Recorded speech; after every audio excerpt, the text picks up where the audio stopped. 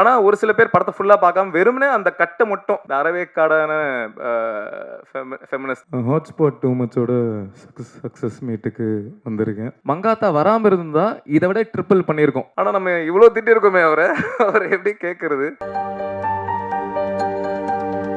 இந்த 3 கதைகளுக்குமான ஹீரோ அவரை வந்து கூப்பிட போகிறோம். அவருடைய ஸ்க்ரீன் பிளே ரைட்டிங் ஆகட்டும், அவருடைய பொலிட்டிக்கல் வியூ ஆகட்டும், அவருடைய இந்த ஓப்பன் தாட் ஆகட்டும், சரி பார்த்துக்கலாம் இதை ட்ரை பண்ணலான்ற அந்த தைரியம் ஆகட்டும், அவரை மாதிரியான கான்ஃபிடென்ஸ் வந்து எல்லாருக்குமே வேணும் அப்படின்னு நான் வந்து சொல்லுவேன். ஸோ படம் ரிலீஸ் ஆகி 6 days தான் ஆகுது அப்படின்ற மாதிரி அதை ஜஸ்டிஃபை பண்ணிகிட்டே இருந்தார் ப்ரொடியூசர். பட் ஜஸ்டிஃபை பண்ணணும்னு அவசியமே இல்லை. It's indeed a success. இன்ஸ்டாலையும் சரி, யூடியூப்லையும் சரி, நம்ம ப்ரெஸ் மத்தியிலையும் சரி பயங்கரமாக வந்து என்ஜாய் பண்ணப்படுது, பயங்கரமாக ஷேர் பண்ணப்படுது. So very happy to welcome our director Vignesh Karthik.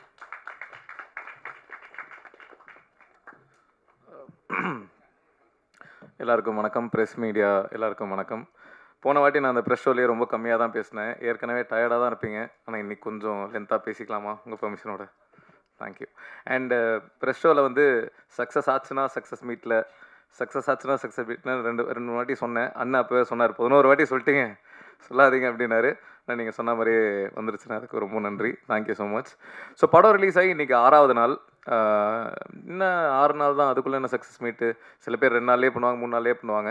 ஆனால் ஓகே, இது 6வது நாள் அப்படின்னும் போது எதனால் இது எங்களுக்கு சக்ஸஸ் மீட் அப்படின்னா, ஹாட்ஸ்பாட் 1 வந்து கம்மியான தேட்டர்ஸில் தான் ரிலீஸ் ஆச்சு. 5 வாரம் ஆன தேட்டரில் ஓடிச்சு, நல்ல ரெஸ்பான்ஸ் இருந்தது.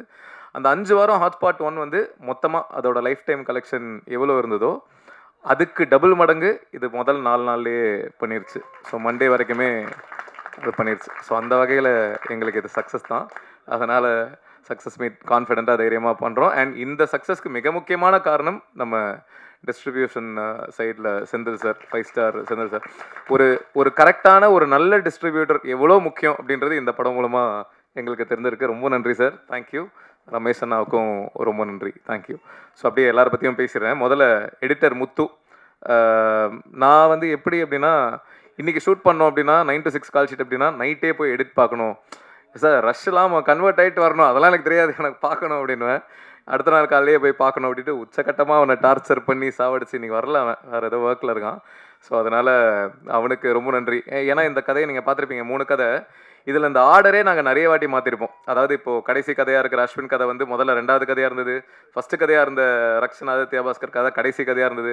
இந்த ஆர்டரை திடீர்னு நைட்டு ஒரு 2 மணிக்கு கால் பண்ணுவேன். கால் பண்ணிட்டு, முத்து எனக்கு ஒன்று தோணுது, அந்த கதையை இங்கே போட்டு இந்த கதையை இங்கே போடலாமா அப்படின்ற மாதிரிலாம் கிட்டத்தட்ட ஒரு எத்தனை வாட்டி மாற்றணுன்றது எங்களுக்கே தெரில, அத்தனை வாட்டி மாற்றிருப்போம். ஸோ அதெல்லாம் பொறுமையாக பொறுத்துக்கிட்ட முத்தையன் அவர்களுக்கு ரொம்ப நன்றி, எடிட்டர். அதுக்கப்புறம் டிஓபி ஜெகதீஷ் அவர்கள். ஹாய் சொல்லிடுங்க, யாருன்னு தெரியும். ஜெகதீஷ் வந்து 2 டிஓபி இதில். அதில் ஒருத்தர் ஜெகதீஷ், இன்னொருத்தர் ஜோசப். ஜெகதீஷ் வந்து எப்படின்னா, டெய்லி ஷூட்டிங் அப்போது விக்கி இந்த எக்யூப்மெண்ட்லாம் வேணும், சரி ஓகே ரைட்டு, ஆனால் அதெல்லாம் கிடைக்காது ப்ரோ, நாங்கள் கொடுக்குற எக்யூப்மெண்ட்டில் நீங்கள் பண்ணுங்கள். எதில் விக்கி ஷூட் பண்ணலாம்? ஐஃபோனில் ஷூட் பண்ணால் நல்லாயிருக்கும்னு நினைக்கிறேன். யோ டார்ச்சர் பண்ணுற. அவர் கேட்ட எதையுமே நாங்கள் கொடுத்ததில்ல. இன்ஃபேக்ட் லொக்கேஷன் வந்து ஒரே ஒரு சீன், அந்த எம்எஸ் பாஸ்கர் சார் ஃபோன் பண்ணி அந்த ஃபோன் கால் சீன் ஒன்று வந்து ரெட் ஹில்ஸ் பக்கத்தில் ஒரு ரோட்டில் நைட் எஃபெக்டில் ஷூட் பண்ணோம். அது ரொம்ப டார்க்காக இருக்கும் அந்த ஏரியா. இந்த லொக்கேஷன் தான் அப்படி நான் சொல்லிட்டேன். அது எதனால் சொன்னேன் அப்படின்னா, அது வந்து என் ஒய்ஃப் வீட்டுக்கு பக்கத்து தெரு.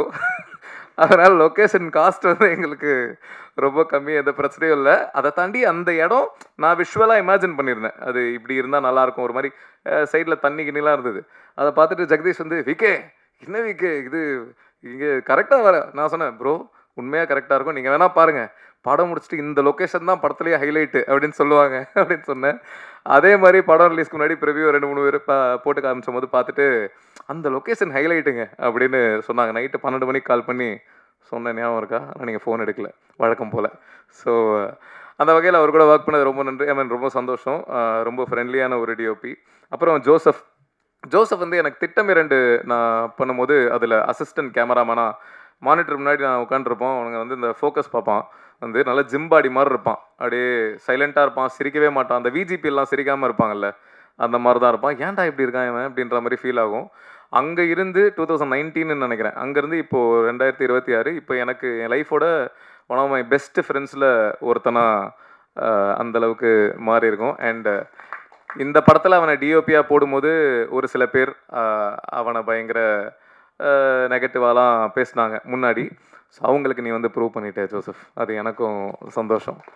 தேங்க்யூ. அண்ட் இது வரைக்கும் நான் ஒர்க் பண்ண டிஓபிலேயே அமேசிங்கான ஷார்ட் டிவிஷன் சென்ஸ் இருக்கிறது ஜோசப்க்கு தான். இது வரைக்கும் நான் ஒர்க் பண்ண டிஓபியில் சொல்கிறேன். அது இன்னும் நிறைய, இன்ஃபேக்ட் அஸ்வின் கதைலாம் நீங்கள் நம்ப மாட்டீங்க, அதெல்லாம் கிட்டத்தட்ட நாங்கள் வந்து ஒரு 0 பட்ஜெட்டில் தான் சோனி S1ல ஷூட் பண்ணோமா, சோனி FX3ல ஷூட் பண்ணோம். கிட்டத்தட்ட அது அந்த அஸ்வினோட அந்த கதையில் இருக்கிற வீடு வந்து என் ஒய்ஃபோட வீடு. ஸோ எக்யூப்மெண்ட் எல்லாம் வெறும் ட்ராக் அண்ட் ட்ராலி இவ்வளோதான் அப்படின்ற மாதிரி. ஆனால் அப்படி எடுத்து அந்த கதை இவ்வளோ ஒர்க் ஆகிருக்கு அப்படின்னு நினைக்கும் போது ரொம்ப ரொம்ப சந்தோஷமாக இருக்குது. ஸோ அந்த பெருமைகள் ஜோசப் அவர்களுக்கு தான் சேரும். தேங்க்யூ. அண்டு அடுத்தது வந்து இபி பிரியன். பிரியன் வந்து என்னோட உயிர் நண்பன். 2011 நான் பேச்சுலர்ஸ் ரூமில் அப்போ தான் பழக்கம். அப்போ வந்து இவன் என்னோட லைஃபோட ஒரு மிக முக்கியமான ஒரு நண்பன், தம்பி, சில நேரங்கள் அண்ணா மாதிரி பிஹேவ் பண்ணுவான். ஸோ எல்லாமே என் ஃபேமிலியில் ஒருத்தன், என் வீட்டில் ஒருத்தன். ஸோ அவன் இப்போது இபியாக இந்த ஹாட்ஸ்பாட் 1ம் சரி 2ம் சரி இருந்திருக்கான். நிறைய அவன் என்ன பண்ணுவான்னா, ரொம்ப பட்ஜெட் கன்ஸ்ட்ரெயினில் தான் பண்ணுவோம். ஸோ இந்த ஆர்டிஸ்ட் இவள் தான் பட்ஜெட்டு, நீ பேசிடுறா அப்படின்னு சொல்லிடுவேன். 2 lakhs தான் அப்படின்னு சொல்லிடுவேன். பேசிட்டு டே அவங்க 3.5 கேட்குறாங்கடா அப்படின்வான். டே பேசி கன்வின்ஸ் பண்ணிட்டு, டே இல்லைடா அவங்களுக்கும் ஒரு லைஃப்னு ஒன்று இருக்குல்ல, டே நீ கம்பெனி சைடு இபியா அவங்களோட மேனேஜரானே தெரிலையே அப்படின்ற மாதிரி இருக்கும். அவன் வந்து இந்த முத்து படத்தில் வர ரஜினி சார் மாதிரி யார் என்ன உதவின்னு கூப்பிட்டாலும் போயிடுற ஒரு கேரக்டரு. அதனால் கொஞ்சம் இபினா ப்ரொடக்ஷனுக்கு சார்பாக வேலை செய்யணும் பிரியன். அடுத்த வாட்டி அதை கொஞ்சம் பார்த்துக்கோங்க. அதுக்கப்புறம் வந்து மேனேஜர் லியாக்கத் அலி, அவர் தான் இந்த படத்துக்கு மேனேஜர். அவர் வரல, பிஸியாக இருக்கார். அவர் என்ன மாதிரி அப்படின்னா, இந்த சென்னை 28ல் இளவரசு சார் ஒரு வரல, அந்த மாதிரி ஒரு கேரக்டர் தான். பயங்கர ஃபன், அவரை வச்சு கலாய்ச்சிட்டே இருப்போம். ரொம்ப நான் பார்த்த மேனேஜர்ஸில் ரொம்ப எப்படி சொல்கிறது, ரொம்ப சின்சியரான ஒரு மேனேஜர்னு சொல்லலாம். ஆனால் உங்களுக்கு நன்றிண்ணா, தேங்க்யூ. அதுக்கப்புறம் ஆர்டிஸ்ட் யார் இல்லை, ஓகே ராபின், யுனிக்கான ஒரு கை அவர். அவர் வந்து இந்த ஒரு ஹார்ட் அட்டாக் போர்ஷன் படம் பார்த்தவங்களுக்கு தெரியும், ஒரு ஹார்ட் அட்டாக் போர்ஷன் இருக்கும். அந்த போர்ஷன் ஷூட் பண்ணுறதுக்கு முன்னாடி வந்து ஹமரோ அந்த சீனில் இருக்கார். ஷூட் பண்ணுறதுக்கு முன்னாடி வந்து ஃபுல்லாக அது பேர் என்ன, தம் இல்லை, சுருட்டு அடிச்சுக்கிட்டே இருக்காராம். சுருட்டு அடிச்சு தம்மே வந்து ஒரு மாதிரி ஹார்ட் பீட்டை இன்க்ரீஸ் பண்ணும். சுருட்டு 2 சுருட்டு 3 அடிச்சுக்கிட்டே இருக்கான். அமர் கேட்குறான், ப்ரோ என்ன ப்ரோ அடிச்சுக்கிட்டே இருக்கீங்க, காலில் அடிச்சுக்கிட்டு, நைட் அந்த சீன் ஷூட் பண்ணுறோம், காலில் அடிச்சுக்கிட்டே இருக்கு. இல்லை ஹார்ட் அட்டாக் சீனில், அதுக்கு தான் ஹோம்ஒர்க் பண்ணிக்கிட்டு இருக்கேன். ஐயோ செத்துக்கிட்டு போயிட்டுறேன் என்ன அப்படின்றது அப்படின்ற மாதிரி இருந்தது. நல்ல வேலை ஹார்ட் அட்டாக் சீனு, வேறு மாதிரி ஏதாவது ஃபஸ்ட் நைட் சீன் தான் என்ன பண்ணியிருப்பாருன்னு தெரில. ஸோ உங்ககிட்ட கொஞ்சம் கேர்ஃபுல்லாக தான் இருக்கணும் ராபின். ரொம்ப இன்ட்ரெஸ்டிங்கான ஒரு கேரக்டர், நான் லைஃப்பில் மீட் பண்ணதுலேயே பயங்கர சின்சியர், எதுவாக இருந்தாலும் அப்படி இறங்கி பண்ணணும் அப்படின்னு நினைக்கிற ஒரு ஆள். அப்புறம் ஆதித்யா கதிர் வந்து எனக்கு அகைன் 2012-13 தெரியும். விஜய் டிவியில் மிமிக்ரி ஆர்டிஸ்ட்டாக நான் இருந்தபோது அவரும் அப்போ தான் மிமிக்ரி பண்ண அண்ணன் கூப்பிடுவேனே ஞாபகம் இல்லை, தலைவா மிமிக்ரிலாம் பண்ணுவேன் தலைவா, அப்படியே பேசி காட்டுங்க அப்படின்னும் போது சில வாய்ஸ்லாம் பேசினாப்புல, நல்லா இருக்கியா, என்னோட நல்லா பண்ணுறியா அப்படின்ற மாதிரி இருந்தது. அங்கேருந்து இப்போ ட்ராவல் பண்ணி நான் டைரக்ட் பண்ணி அவர் நடிக்கிறாரு அப்படின்னு நினைக்கும் போது ரொம்ப சந்தோஷமாக இருக்குது. கதிர் உங்களோட அதான் கவுண்டர்ஸ் எல்லாமே தேட்டரில் செம்மையாக ஒர்க் ஆகுதுன்னு நினைக்கும் போது ரொம்ப ஹாப்பி, தேங்க்யூ. அதுக்கப்புறம்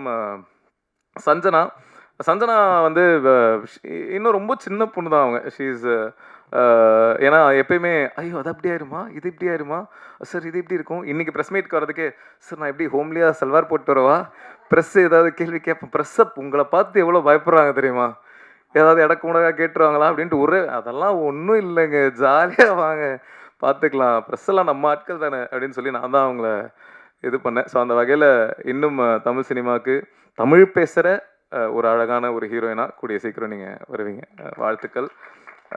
பிரிகிடா ஏற்கனவே நிறைய வாட்டி சொல்லிட்டேன், அவங்களோட ஃபேன் நான். இந்த பவி டீச்சராக அவங்க பண்ணதுலேருந்து அவங்களோட ஃபேன்.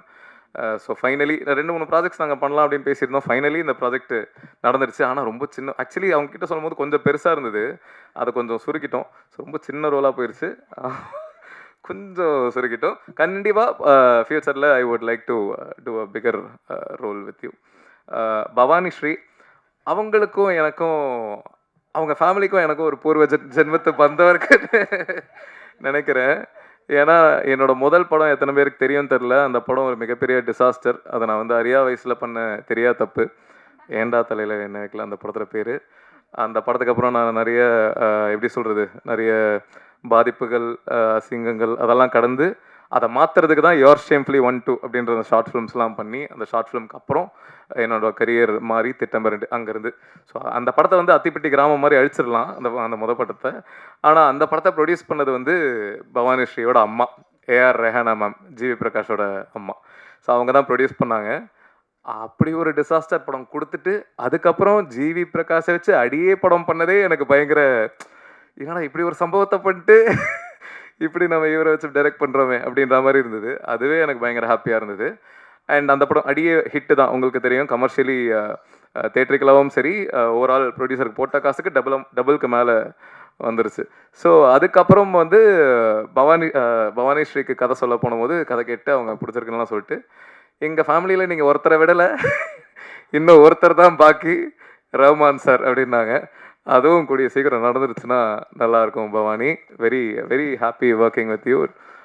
ரொம்ப ஸ்வீட்டான ஒரு பர்சன் அவங்களும். ஆதித்யா பாஸ்கர், அவர் நம்ம கம்பெனி ஆர்டிஸ்ட்டுங்க.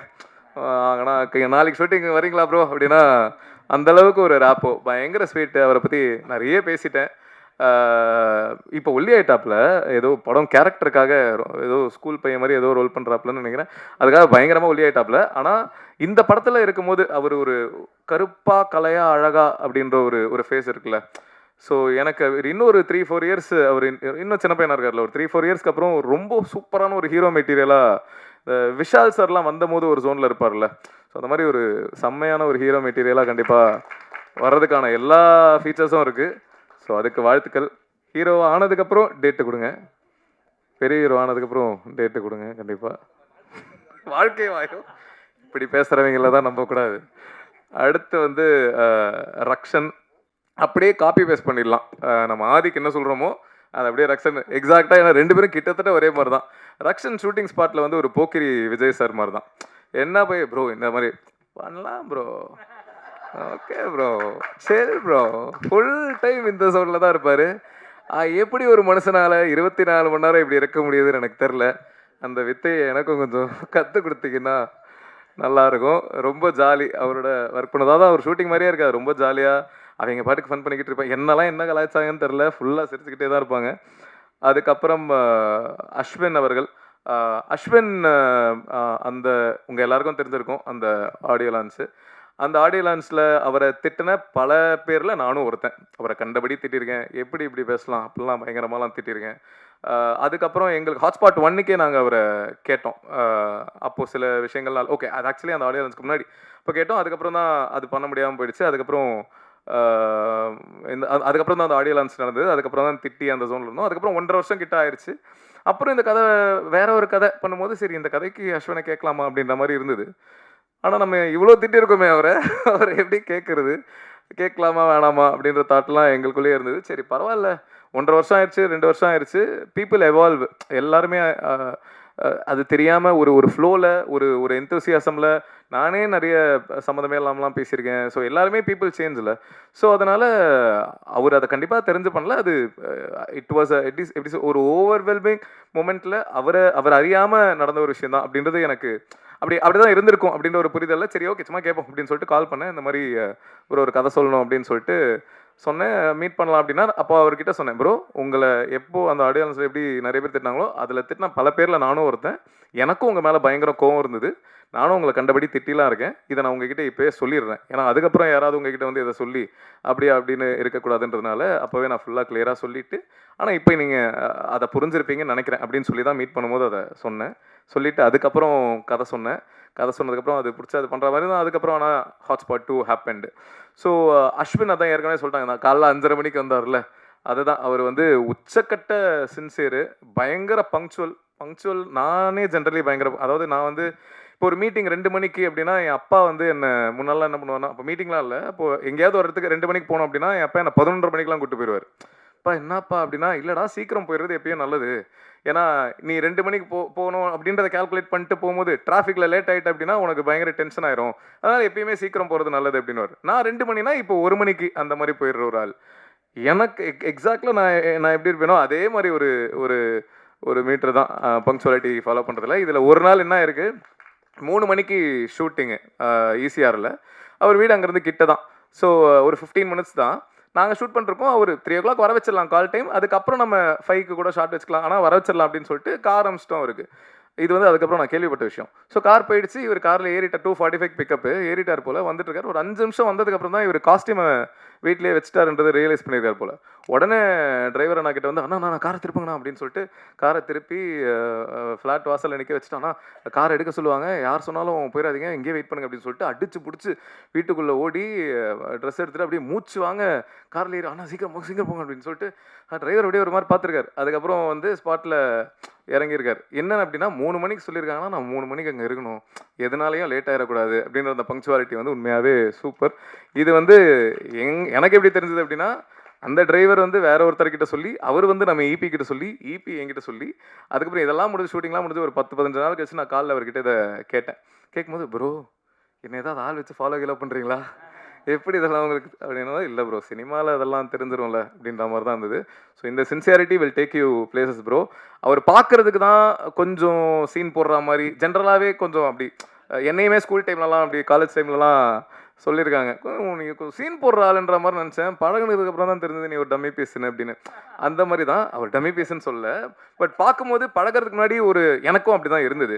பட் ஆனால் என்னென்னா அவர் ஒரு இன்ட்ரவர்ட் பேசிக்கலி. ஸோ ஒரு இன்ட்ரவர்ட் அப்படின்றதுனால அவர் ஜென்ரலாகவே introverts come across as a very rude personality, arrogant personality, அதுதான். But he is trying to change. So கண்டிப்பாக ஃபைனலி அஸ்வின் இஸ் பேக் அப்படின்னு இந்த படம் மூலமாக கான்ஃபிடென்ட்டாக சொல்லிக்கலாம். ஏன்னா அவரோட கதைக்கும் தேட்டரில் பயங்கரமான ரெஸ்பான்ஸு, எல்லாம் பயங்கரமாக என்ஜாய் பண்ணுறாங்க. ஸோ அது ஏன் மூலமாக நடந்திருக்கு அப்படின்னு நினைக்கும் போது எக்ஸ்ட்ரா ஹாப்பினஸ்ஸு. அதுக்கப்புறம் ஓகே, இவ்வளோ பேர் நடிச்சிருந்தாலும் இப்போது சோஷியல் மீடியாவில் ட்ரெண்டிங்காக போயிட்டுருக்கிற 2 stars, Thambi Ramaiah sir, MS Bhaskar sir. அவங்க ஆக்சுவலி அவங்கள பற்றி நிறைய எல்லாருமே பேசிட்டாங்க, நான் என்ன சொல்கிறதுன்னு தெரில. அந்த லெஜண்ட்ஸோட ஒர்க் பண்ணது ரொம்ப ரொம்ப சந்தோஷம். Thank you. And finally coming to producers, Suresh அண்ணா. அவர் எனக்கு பெங்களூரில் 2013-14 பழக்கம். என்னோடய ஃபேமிலி மெம்பர் மாதிரி, அதான் அண்ணா, ப்ரொடியூசரை தாண்டி ஒரு அண்ணா தான். ஸோ அவரு கூட ஒர்க் பண்ணதில் ரொம்ப நன்றி. பெங்களூர் ரொம்ப சந்தோஷம். பெங்களூர் போனால் அப்படியே பெங்களூரே நம்மளது தான் அப்படின்ற மாதிரி பார்த்துப்பாரு. ஒரு வாட்டி போய் பார்த்தீங்கன்னா தெரியும். அந்தளவுக்கு ஒரு ரொம்ப ஸ்வீட்டான, ரொம்ப ஹாஸ்பிட்டபிளான ஒரு பர்சன். அதுக்கப்புறம் அனில் ப்ரோ, அவரும் இந்த படத்தில் ப்ரொடியூசராக, அவர் ஹாட்ஸ்பாட் 1 வந்து தெலுங்கு டப்பிங் ரைட்ஸ் வாங்கி தெலுங்கில் ரிலீஸ் பண்ணியிருந்தார். இப்போ ஹாட்ஸ்பாட் 2ல் ப்ரொடியூசராக வந்திருக்காரு. ஒரு ப்ரொடியூசரை தாண்டி நானும் அவரும் பெஸ்ட் ஃப்ரெண்ட்ஸ் ஆகிட்டோம் அப்படின்னு சொல்லலாம். ஏன்னா டெய்லி 1 மணி நேரம் ஃபோன் பேசுவோம், ஜாலியாக பேசுவோம், என்னென்னமோ கலாய்ப்போம். அவரை நான் நிறைய ப்ராங்க்லாம் பண்ணுவேன், கலாய்க்கலாம் செய்வேன். ஒரே ஒரு விஷயம் மட்டும் என்ன அப்படின்னா, 5 ஸ்டார் செந்தில் சார் வந்து படத்தை பார்க்குறதா ரொம்ப நாளாக போயிட்டு இருந்தது. அவருக்கு படம் போட்டு காட்டணும், இதுக்கு போட்டு காட்டணும் அப்படின்றது போது அவர் வந்து ஆந்திரா, நம்ம அனில் வந்து. ஸோ அவர்கிட்ட ஃபைனலாக 5 ஸ்டார் செந்தில் சார் இன்றைக்கி படம் பார்க்குறாரு அப்படின்ற மாதிரி ஆயிடுச்சு. அப்போ அவரை கால் பண்ணி சொல்கிறேன், ப்ரோ படம் பார்க்குறாங்க ப்ரோ, பார்த்துட்ருக்காங்க, எப்போது செந்தில் சார் பார்க்குறாரு. அப்படியா ப்ரோ, சூப்பர் ப்ரோ, அவருக்கு படம் பிடிச்சிருமா, வாங்கிடுவாரா? இல்லை ப்ரோ பிடிக்கும் தான் நினைக்கிறேன், ஆனால் வாங்கிடுவாரான்னு ஏன் கேட்குறீங்க? இல்லை ப்ரோ செந்தில் சார் பார்க்குறாருன்னு சொன்னீங்களே, வாங்கிடுவாரா? ஆமாம் ப்ரோ செந்தில் சார் பார்க்குறாரு ப்ரோ, ஆனால் ஏன் ப்ரோ வாங்கணும்? இல்லை ப்ரோ அவர் 5 ஸ்டார் செந்தில் சார் அவர் டிஸ்ட்ரிபியூட்டர் வாங்குறதுக்கு. ப்ரோ அவர் இல்லை ப்ரோ, கவுண்டமணி சாரோட நடிப்பார்ல செந்தில் சார், அந்த செந்தில் சார் பார்க்குறாரு ப்ரோ. ப்ரோ அவர் ஏன் ப்ரோ நம்ம படத்தை பார்க்கணும் அப்படின்னு ஒரு 10 நிமிஷம் அவரை, ப்ரோ புரியல ப்ரோ, இல்லை ப்ரோ அவர் பார்க்கணுன்னு ஆசைப்பட்டார். அப்படியே ஒரு 10 நிமிஷம் அவரை செஞ்சுட்டு அதுக்கப்புறம் இல்லை ப்ரோ 5 ஸ்டார் செந்தில் சார் தான் பார்க்குறாரு அப்படின்னு சொல்லி அவரை கலாய்ச்சிட்டு இருந்தேன். ஸோ பயங்கர ப்ராங்கெல்லாம் பண்ணுவேன் அவரை. அதுக்கப்புறம் எல்லாரையும் சொல்லிட்டேனா? Okay okay. அதுக்கப்புறம் ஓகே, ஒரு முக்கியமான கேரக்டர் இன்ட்ரடியூஸ் பண்ணிடுறேன். பையன் இருக்கானா? ஓகே. ஹாட்ஸ்பாட்டில் நீங்கள் பார்த்தவங்களுக்கு தெரியும். அதில் இந்த எண்டில் இந்த குட்டி பையனா, இல்லை வரலன்னா விட்டுரு, நதியாழனா நடித்தது, ஐ மீன் அந்த குட்டி பையனாக நடித்தது என்னோட பையன் தான், நதியாழன். சரி அவனை காட்டலான்னு நினச்சேன், பட் ஆனால் கொஞ்சம் கிராங்கியாக இருக்கான், அதனால் அவனை விட்டுடலாம். மற்றபடி ஹாட்ஸ்பாட் டூ மச். அதுதான் நாங்கள் வந்து 24 டேஸில் ஷூட் பண்ண படம் இது. ஓவரால் ஹாட்ஸ்பாட் 1 கிட்டத்தட்ட 24 டேஸ் தான் ஷூட் பண்ணோன்னு நினைக்கிறேன். ஸோ 24 டேஸில் ஷூட் பண்ணியிருக்கோம் அண்ட் நல்ல ரெஸ்பான்ஸ் மக்கள் மத்தியில் வந்துட்டுருக்கு. எல்லோரும் பயங்கரமாக என்ஜாய் பண்ணிருக்காங்க. இப்படி நினைக்கும் போது ரொம்ப சந்தோஷமாக இருக்குது. ஸோ ப்ரெஸ் எல்லாருக்கும் ரொம்ப ரொம்ப நன்றி. இதை மக்கள்கிட்ட கொண்டு போய் சேர்த்துருக்கீங்க. அதுக்கப்புறம் என்னடா ஓகே அதுக்கப்புறம் குறிஞ்சி சார், அவருக்கு கண்டிப்பாக நன்றி சொல்லி ஆகணும். ஏன்னா என்னோட எல்லா படத்துலையும் நீங்கள் நோட்டீஸ் பண்ணியிருந்தீங்கன்னா தெரிஞ்சிருக்கும், ஃபஸ்ட்டு தேங்க்ஸ் கார்டு வந்து தேங்க்ஸ் டு குறிஞ்சி சார் அப்படின்ட்டு இருக்கும். அவர் யாருன்னா 2013 நான் வந்து என்னோட முதல் ஷார்ட் ஃபிலிம், முதல் கனவேன்னு ஒரு ஷார்ட் ஃபிலிம், நான் எதுவுமே பண்ணல. அப்போது எனக்கு ஜப்பான் போயிருந்தபோது அவர் பழக்கம், அவருக்கு என்ன பிடிக்கும் அப்படின்றதுனால இந்த ஷார்ட் ஃபிலிம் கேட்டிருந்தேன், ப்ரொடியூஸ் பண்ணுறதை கேட்ட போது எதுவுமே கதை கூட கேட்காம என்னை நம்பி 2 லட்சம் அந்த டைமில் கொடுத்த குறிஞ்சி சாருக்கு ரொம்ப நன்றி. ஏன்னா அவர் அப்போ கொடுக்கல அப்படின்னா இப்போ ஹாட்ஸ்பாட் 2 வரைக்கும் வந்திருக்காது. ஸோ குறிஞ்சி சாருக்கு ரொம்ப நன்றி, ரொம்ப ரொம்ப நன்றி. For ever I will be grateful for that sir. Life ஃபுல்லாக எல்லா படத்துலையும் முதல் தேங்க்ஸ் கார்டு உங்களுக்கு தான் இருக்கும். மற்றபடி என் ஒய்ஃப் வந்திருக்கா, ரொம்ப நன்றி. நதியாளன் இன்ட்ரடியூஸ் பண்ண நினச்சேன், பட் பரவாயில்ல. யா, ஸோ தேங்க்யூ. மக்களுக்கு சொல்லுங்கள். என் கடைசியாக ஒரே ஒரு விஷயம், ட்விட்டரில் வந்து ஓகே இந்த ஃபஸ்ட்டு கதை, இந்த ஃபேன் வார் வந்து யாரோ ஒருத்தரை 1 ஸ்டாரை 2 ஸ்டாரை நாங்கள் குறிப்பிட்டு சொல்லியிருக்கோம் அப்படின்ற மாதிரி ஒரு டாக் வந்து சோஷியல் மீடியாவில் போயிட்டுருக்கு. அது அப்படி கிடையாது. ஜென்ரலாகவே இந்த ஃபேன் வர்ஷிப் அப்படின்ற ஒரு விஷயத்த தான் நாங்கள் பேசியிருக்கோம்.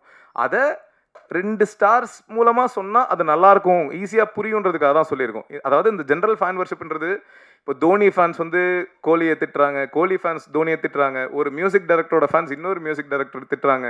இது எல்லாத்தையுமே தான் நாங்கள் பேஸ் பண்ணி பேசியிருக்கோமே தவிர 1 ஸ்டாரையோ இல்லை 2 ஸ்டார்ஸையோ குறிப்பிட்டு நாங்கள் சொல்லவே இல்லை. ஸோ அந்த மாதிரி தப்பாக ப்ரொஜெக்ட் ஆகக்கூடாது. அப்படி சில பேர் அதை அப்படி எடுத்துக்கிட்டீங்க அப்படின்னா அது அப்படி கிடையாது அப்படின்றத தெளிவுபடுத்திக்கிறேன். அதுக்கப்புறம் ட்விட்டரில் தம்பிராமையா சாரோட அந்த போர்ஷன்ஸ் பயங்கர வைரலாக போயிட்டுருக்கு. அண்ட் அதுக்கு ஒரு சில பேர் மாற்று கருத்துக்கள் சொல்லிட்டு இருக்காங்க. அது அப்படி சொல்கிறதுக்கான எல்லா உரிமையும் இருக்குது. இப்போ ஒரு படம் வந்து அவங்களுக்கு பிடிச்சிருக்கு அப்படின்றது அவங்களோட கருத்து, பிடிக்கல அப்படின்றது அவங்களோட கருத்து, வர்க்காலன்றது இப்படி சொல்லலாம் அப்படின்றது அவங்களோட கருத்து. அதை நான் ட்ரூவாக ரெஸ்பெக்ட் பண்ணுறேன். ஸோ ஃபெமினிஸ்ட்ஸ் நிறைய பேர் வந்து அதுக்கு வேறு சில கருத்துக்கள் இருடா ஃபெமினிஸ்ட்ஸ் ஒரு சில பேர் சரி ஓகே, அவனை இன்ட்ரடியூஸ் இந்த கண்டென்ட் மட்டும் சொல்லிடுறேன். ஸோ ஃபெமினிஸ்ட்ஸ் ஒரு சில பேர் வந்து அதுக்கு ஒரு சில கருத்துக்கள் வந்து சொல்லிட்டு இருக்காங்க. பட் ஆனால் அது அவங்களோட கருத்தாக இருக்கிறது ஓகே தான். பட் ஆனால் ஒரு சில பேர் வந்து படத்தை ஃபுல்லாக பார்க்காம, 2 நிமிஷம்டா, பட் ஒரு சில பேர் வந்து அதான் அந்த ஃபெமினிஸ்ட் சரி வாடா ஸோ அந்த குட்டி பையனா படத்தில் நடிச்சது வந்து இவன் தான், நதியாளன். சொல்லுத்தாங்க டாடி, சொல்லுத்தாங்க டாடி, சொல்லுத்தாங்க டாடி, சொல்லுத்தாங்க. இவ்வளோ நேரம் சொல்லிட்டுருந்தியாடா? சரி ஓகே, இவர் தான் நடிச்சிருந்தாரு. ஸோ இவர் இன்ட்ரடியூஸ் பண்ண போதுமா? ஹாப்பியா? ஓகே.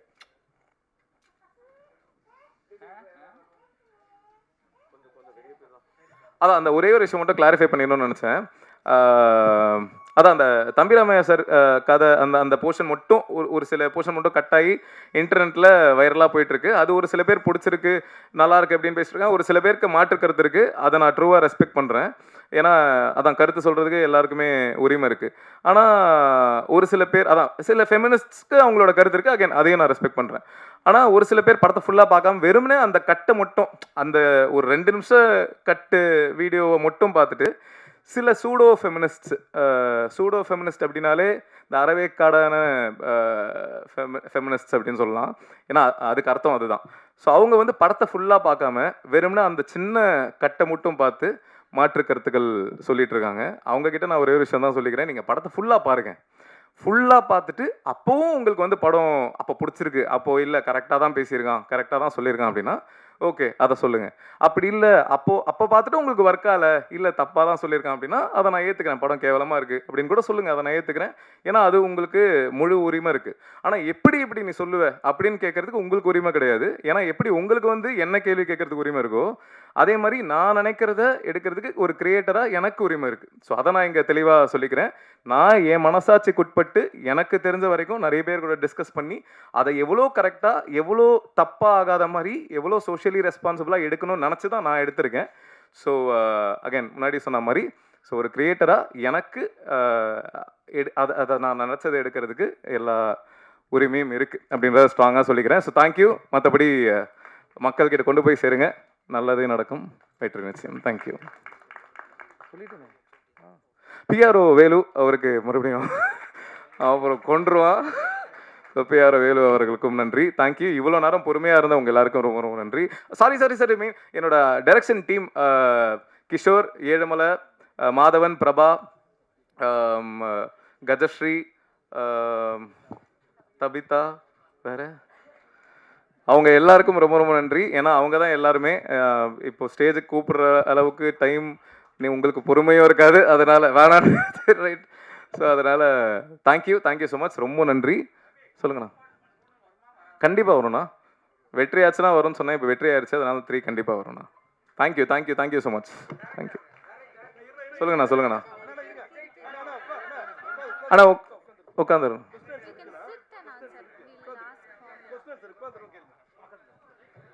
சொல்லுங்கண்ணா. Well success. சொல்லுங்கண்ணா. ஆமாண்ணா. விஜய் சார் மிமிக்ரி பண்ணேன்னு சொன்னீங்க. ஆமாண்ணா. அது நான் பண்ணி காட்டுங்க. செக், ஏன்னா செக், நீங்க செக். அடுத்து ஹீரோவா வருவீங்கன்னு நினைக்கிறேன். மைக் வால்யூம் கொஞ்சம் இன்க்ரீஸ் பண்ண முடியும்? ஓகே. விஜய் டிவியில் மிமிக்ரி பண்ணி ரொம்ப நாள் ஆச்சு, பட் ஆனால் இப்போ ஞாபகம் வரதை பேசுகிறேன். விஜய் சார் வாய்ஸ் பேசுகிறேன். என் நெஞ்சில் குடியிருக்கும் எனது அன்பார்ந்த ரசிகர்களுக்கும் பெரியோர்களுக்கும் தாய்மார்களுக்கும் ஒவ்வொரு வீட்லேயும் இருக்கிற என்னோட குட்டி குட்டி நண்பர்களுக்கும் வணக்கம். ஹாட்ஸ்பாட் டூ மச்சோட சக்ஸஸ் மீட்டுக்கு வந்திருக்கேன். படம் ரொம்ப நல்லா இருக்குன்னு கேள்விப்பட்டேன். ரொம்ப நன்றி. முடிஞ்ச அளவுக்கு மக்கள்கிட்ட சொல்லுங்கள். நன்றி. தேங்க்யூ. ஞாபகம் ரஜினி மாதிரி ஒன்று பண்ணுங்க. என்னண்ணா? ரஜினி மாதிரி. ரஜினி சார் அண்ணா கடைசியில் இல்லை. ஓகேவா? ஓகே. வேற தேங்க்யூ. யாருக்காவது வேற கேள்விகள் இருந்தா கேட்கலாம். ஹாட்ஸ்பாட் 3லயும் சொல்லுங்கண்ணா. ஹாட்ஸ்பாட் 1ல இருந்த சில பேர் இதுல இல்ல. ஆ ஹாட்ஸ்பாட் 2ல பயங்கர சக்சஸ் ஆயிடுச்சுன்னு சொன்னீங்க 4 நாள்ல. ஆமாண்ணா. 3லயும் இதுல இருக்க டீம்ல முக்காவாசி பேர் அது இருப்பாங்களா இல்ல அது தெரியலண்ணா, இதுக்கப்புறம் தான் தெரியும். இன்னும் முடிவு பண்ணலண்ணா. அஸ்வின் இருக்காரா? தெரிலண்ணா, இப்போ வரைக்கும் முடிவு பண்ணல. மேபி நான் இருப்பேனானே ப்ரொடியூசர் தான் சொல்லணும். சார் அப்புறம் பிரியா பவானி சங்கர் இங்க வராம இருக்கிறதுக்கு காரணம் ப்ரொடியூசர் தானா? ஏன்னா அவங்க எந்த ப்ரொமோஷனும் இல்லையே, ஜோடியா அவர் கூட போட்டீங்கன்ற வருத்தம் இருக்கும்னு நினைக்கிறேன். இதில் பிரியாவாணி சங்கர் வந்து ஒரிசாவில் ஷூட்டிங்கில் பிஸியாக இருக்காங்க, அதனால தான் வர முடியல. சார் அப்புறம் இன்னொரு கேள்வி. சொல்லுங்கண்ணா. மங்காத்தா உங்களுக்கு வந்து பாதிப்பை தந்தது. ஏன்னா திரௌபதி வந்து அவர் சொல்லிட்டே இருக்காரு எல்லா மேடையிலையும், மங்காத்தாவால் தான் நான் வந்து எதிர்பார்த்த வெற்றி அடையலை அப்படின்னு. ஆனால் நீங்கள் வந்து மற்றவங்களாம் கூட தேங்க்ஸ் கிவிங் மீட்டிங்னு மீட்னு வைப்பாங்க. நீங்கள் சக்ஸஸ் மீட்னே போட்டிருக்கீங்க. அதை எப்படி பார்க்குறீங்க? உங்களுக்கு மங்காத்தா பாதிப்பை தரலையா? இல்லைண்ணா, மங்காத்தா பயங்கரமாக ஓடிட்டு இருக்கும் போதும் எங்கள் படம் வெற்றி ஆகிருக்கு. அதுதான் எங்களுக்கு சந்தோஷம். ஏன்னா இந்த 4 நாள் சூப்பராக பண்ணியிருக்கு. அதை நாங்கள் எதிர்பார்த்ததை விட பெட்டராகவே பண்ணியிருக்கு. ஆனால் மங்காத்தா வராமல் இருந்தால் இதை விட ட்ரிப்பிள் பண்ணியிருக்கோம் அப்படின்ற ஒரு விஷயந்தான். ஸோ அது ஒரு சின்ன வருத்தம் இருக்க தான் செய்யுது. பட் ஆனால் பாலா சொன்ன மாதிரி தெரியும் சேர்ந்து வந்திருந்தா இதில் பாதி தான் நாங்கள் பண்ணியிருப்போம். ஸோ அதனால் ஓகே அப்படின்றது தான்.